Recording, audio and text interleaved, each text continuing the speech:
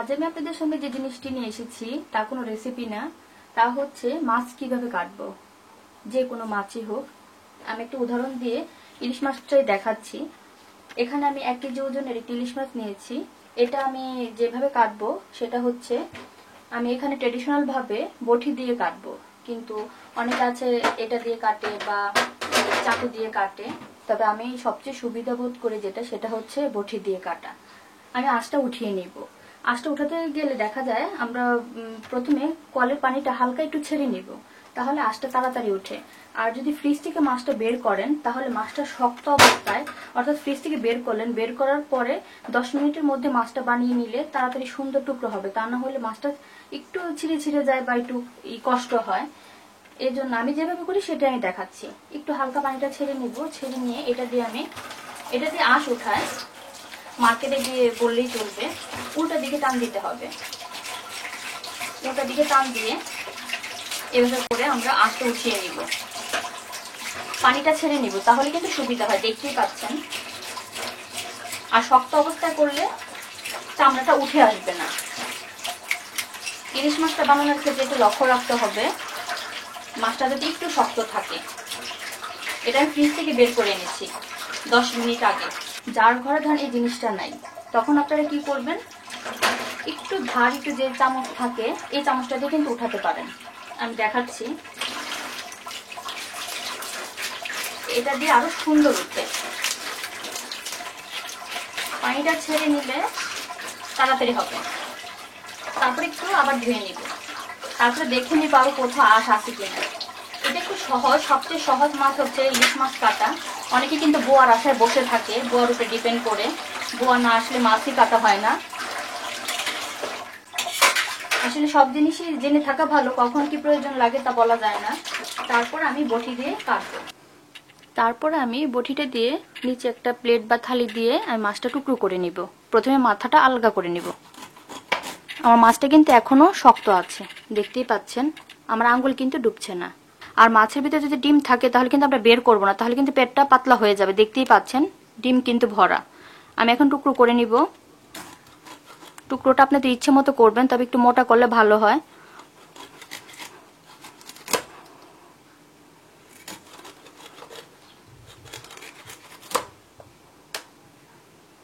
আমি কিন্তু এটা ফালাবো না, অনেকে ইচ্ছে করলে ফালাতেও পারেন, কিন্তু ভাজলে সুন্দর দেখা যায়।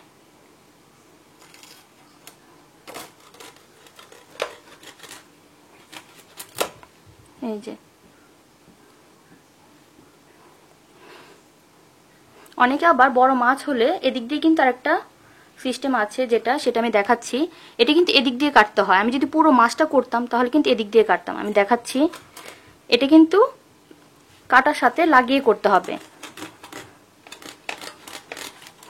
এই যে, তারপর আমরা টুকরো করে নিব এইভাবে। এখান থেকে কাটলে সুবিধা হবে, তাহলে কিন্তু আর পিসটা নষ্ট হবে না।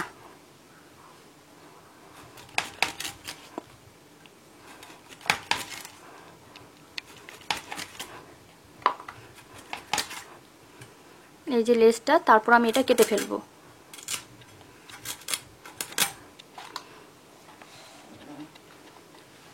তারপর আমি এটা কেটে নিব।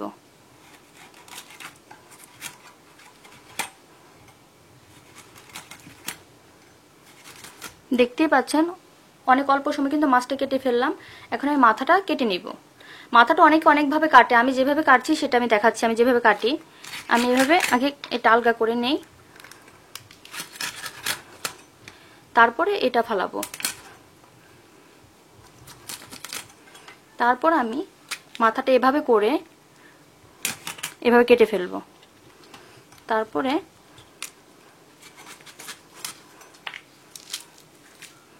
এখানে যে ময়লাটা আছে সেটা এভাবে করে ফেলে দিব। বাস, হয়ে গেল আমার মাছ কাটা। তারপরে আমাদের ইয়াটা থাকে, পেটটা থাকে ভিতরের, এটা এভাবে করলে বের হয়ে যাবে। এটাতে কোনো পেট নেই, তবে এই পিসটার মধ্যে থাকে।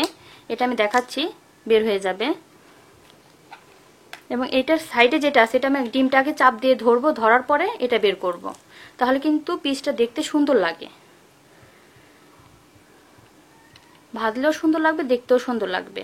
তারপর যদি আমরা টুকরা করতে যাই তাহলে এভাবে একটা পিস করলেই চলবে, কাটার সাথে লাগিয়ে, তাহলে মাছটার ভাঙার আর কোনো চান্স থাকে না। তাহলে দর্শক, এ হলো আমার ইলিশ মাছ কাটার পদ্ধতি, খুবই সহজ। এখন আমি দেখাবো কিভাবে কই মাছ বানাতে হয়। আমার কাছে সবচেয়ে কঠিন মনে হয় কই মাছ বানানোটা, বিশেষ করে জীবিত যে কই মাছটা, অনেকে কিন্তু ভয়ে বানাতে চায় না, বোয়ার আশায় বসে থাকে। তাহলে এটা কিভাবে সহজে বানাতে পারবেন সেটা আমি দেখাচ্ছি। যদি জীবিত মাছটা হয় তাহলে কিন্তু এভাবে ধরে, সালি ছাড়া বানানো যাবে না, সালি বা সাই যে যেভাবে সুবিধা পায়, এটা অনেকে অনেকভাবে বলে থাকে। তারপরে চাপ দিয়ে মাথাটা এভাবে ধরতে হবে। মাথাটা যদি এভাবে ধরেন তাহলে কিন্তু শক্তিটা কমে যায়। তারপরে এভাবে ছালিটা লাগিয়ে এভাবে কিন্তু চাপ দিয়ে ধরে এভাবে আগে ধরতে হবে। ধরে আগে যদি এই কানসাটা উঠিয়ে ফেলেন তাহলে কিন্তু একবারই শক্তিটা কমে যাবে।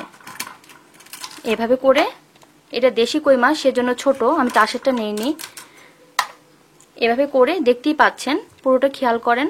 তারপরে আমি এটা ফেলে দিব, তারপরে এই সাইডেটাও ফেলে দিব। চাপ দিয়ে ধরে রাখতে হবে কিন্তু। এটা কিন্তু অনেক, যদি আপনি চাপ দিয়ে না ধরেন এটা কিন্তু হাতে লাগলে হাতটা ছিঁড়ে যাবে। তারপর আস্তে করে এভাবে আমি কাঁটাটা ছিঁড়ে নিব। আমি কিন্তু বটি দিয়ে মাছ বানাতে সুবিধা বোধ করি, চাকু দিয়ে আমি তেমন একটা সুবিধা পাই না। তারপর আমি এই সাইডটা কেটে নিব। শিং মাছ, কই মাছ, এটা হচ্ছে সবচেয়ে কঠিন লাগে আমার কাছে। তারপর আমরা যা করব, আবার একটু ছাই লাগিয়ে নিলাম। নেওয়ার পরে আমি আঁশটা উঠিয়ে নিব।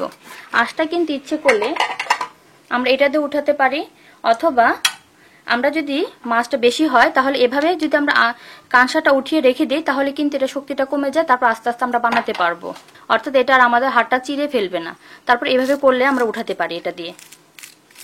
তবে এটা ছোট মাছ, এটা দরকার হয় না, এভাবে করে এটা উঠাতে পারবো। আচ্ছা, যাই হোক, আমি আগে আঁশটা উঠিয়ে নিই। আঁশটা উঠিয়ে এভাবে সাইড দিয়েও থাকে, দেখতেই পাচ্ছেন, খেয়াল করেন। এভাবে করে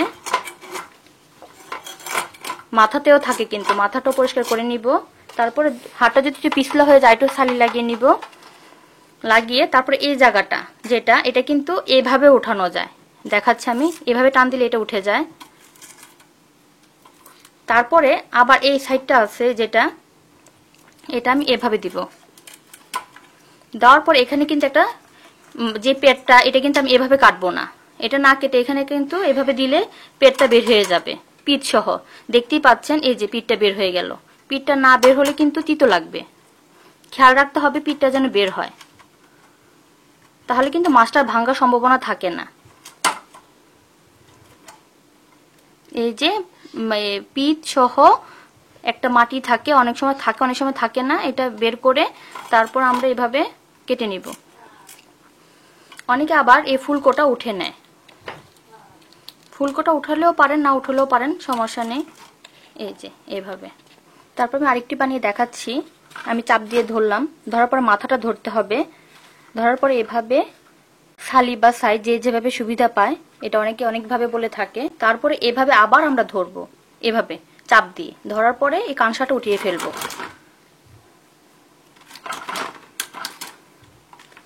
তারপরে এটা উঠিয়ে নিব।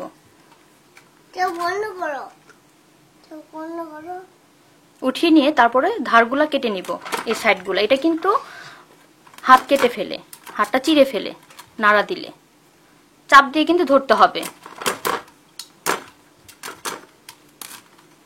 ধরার পর তারপর আমরা আঁশগুলা উঠিয়ে নিব। ধারালো বটি হলে ভালো হয়, তাহলে মাছটা তাড়াতাড়ি কাটা হয় এবং সুন্দর হয়। দেখতেই পাচ্ছেন, ভালো করে খেয়াল করেন, ভালো করে খেয়াল করেন, তাহলে বুঝতে পারবেন। অনেকে আবার এভাবে ধরে এভাবে টানতে, তাহলে কিন্তু এটার সাথে চামড়াটা উঠে যায়।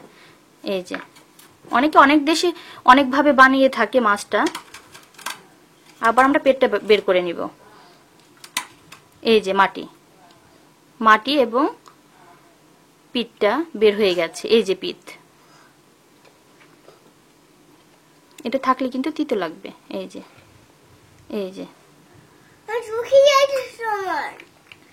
এই যে দেখতেই পাচ্ছেন, এটা কিন্তু পিঠটা। তারপর আমরা ভালো করে পরিষ্কার করে আমরা লেজটা কেটে নিব। এই যে আমার তৈরি হয়ে গেল মাছ কাটা, শেষ হয়ে গেল আমার কই মাছ কাটা। যারা নাকি অনেক কঠিন ভাবতেন মাছটা বানানো, তারা আজকে দেখে বুঝতেই পারলেন কিভাবে বানাতে হয়। এখানে আমি 1.5 কেজির মতো মাছটা নিয়েছিলাম। এভাবে করে কিন্তু আমি সবগুলা মাছ বানিয়ে নিয়েছি। তারপর আমি লবণ দিয়ে এটা মাখিয়ে ভালো করে 10 মিনিট রেখে ধুয়ে ফেলেছি। দেখতেই পাচ্ছেন। আরেকটি কথা, অনেকে কিন্তু হাতে দুর্গন্ধ করবে বা মাছের গন্ধ করবে সেজন্য কিন্তু মাছটা বানায় না। মাছের গন্ধটা অনেকক্ষণ পর্যন্ত থেকে যায়, যে কোনো মাছই বানান না কেন।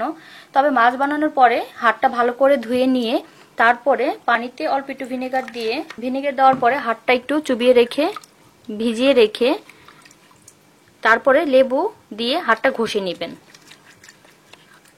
তাহলে নখও পরিষ্কার হবে এবং হাতে যে দুর্গন্ধটা বের হবে সেটা আর করবে না। এভাবে করে হাতটা ধুয়ে নেবেন।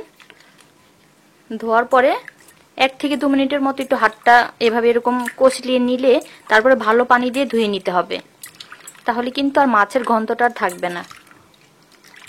একটা কিছু দিয়ে হাতটা মুছে নিতে হবে। মুছে নিয়ে তারপর যে সরিষার তেল আছে, সরিষার তেল একটু হাতে মাখিয়ে নিলে আর গন্ধ করবে না। আপনারা এটা পরীক্ষা করে দেখতে পারেন। আমি হাতে অল্প একটু সরিষার তেল নিয়ে নিলাম, তারপরে হাতে একটু ম্যাসেজ করলেই তারপরে 5 মিনিটের মতো রেখে আবার হ্যান্ড ওয়াশ দিয়ে হাতটা ধুয়ে ফেলেই চলবে।